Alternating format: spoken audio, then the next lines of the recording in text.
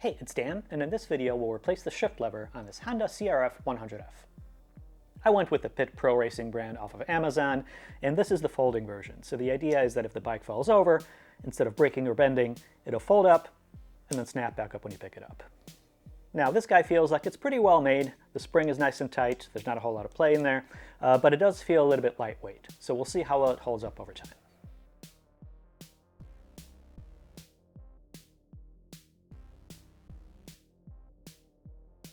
The first thing we'll do is just take note of where the existing lever is.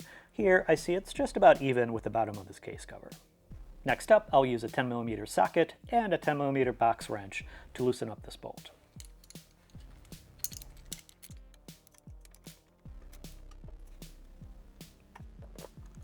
With the bolt removed, the lever should pry right out. Sometimes they do get kind of corroded on there, so I'm going to use a hammer and just gently try to pull it out.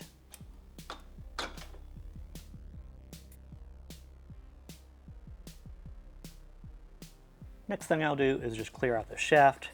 There's a bunch of dirt and grime in there that's going to make it difficult to put the new one on, so we'll make it as easy as I can.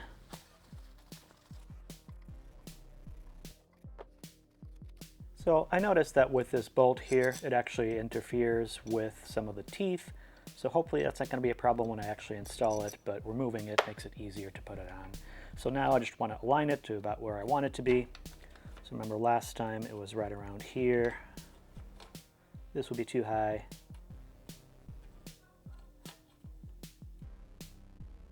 And I also want to make sure that it doesn't interfere with anything. So this seems about right.